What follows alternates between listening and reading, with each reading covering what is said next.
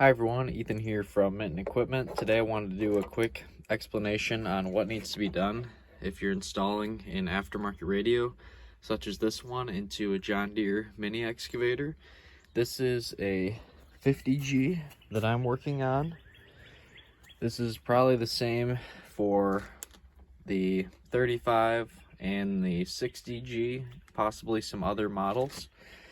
So what we're looking at here is the machine side connector. The antenna wires right here. All the machines are pre-wired with an enclosed cab for a radio, but the aftermarket radios, this one was like $120, and my salesman told me not to buy the John Deere radio because that's $700 or something like that. So for a radio, it's likely not much nicer. Now, the issue with installing these aftermarket radios is that when you turn the lights on, the fuse for the lights trips, and the radio will continue working. The only way you can get the lights to work is by unplugging the radio, like I have it here, and then the lights will work. So there's a 25 amp fuse in the fuse box down here that trips with the lights, and I'll explain quickly why that is. So this yellow wire with the orange or red stripe on it, this wire actually receives power when you turn the lights on. So say if the factory John Deere radio maybe has an illumination option, so that when you turn the lights on the machine, the radio display is illuminated, that's likely what that's for. Now if you compare that to the plug here that goes into the machine, we have two green wires. These are speaker wires. So this is the output of the radio, and what happens is the machine tries to feed power into the outputs of the radio, and then it pops the fuse. So I'll quickly go through what some of the other wires do on here, just in case you're wondering. This red wire that is on the left, so you can see how I have this oriented with the clip towards the seat. This wire, the red wire on the left side of that, is ignition power. So that port right there is ignition power, and then the other red wire on the right side is constant power. So the constant power feeds your clock and the memory in here, and then the one that's ignition power allows the radio to turn on and off as you shut the machine on and off. The four wires on the bottom of this plug are all speaker wires, and then the center plug is just your ground.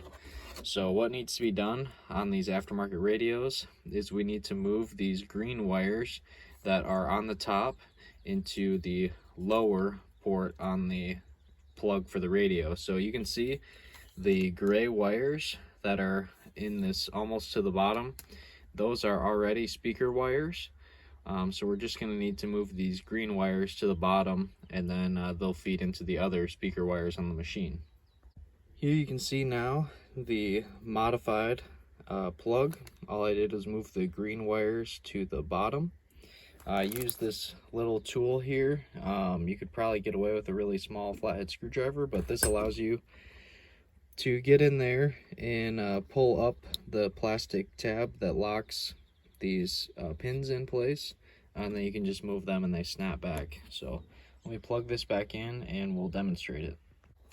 So here we have the plug all plugged in, and you can see that all the wires line up with all of the used ports on the factory plug, except for this top pin has nothing to go to now, so that's going to keep the lights from the fuse for the lights from tripping. But it would be a neat spot to wire up either some additional lights for the machine, or if you wanted to put in some nice interior lights, maybe, but probably not. So anyways, we can key the machine on. So machine is now on, and we'll turn the radio on. So radio's working, and then the lights are off right now. Turn the lights on. I should have picked a better station, but there you go. So the lights are now working. The lights do not trip, and now you can have the radio and you can work at night. So Just a quick thank you to some of the people on Facebook, and also my dad. We kind of figured out what all these wires do, playing with the wire tester.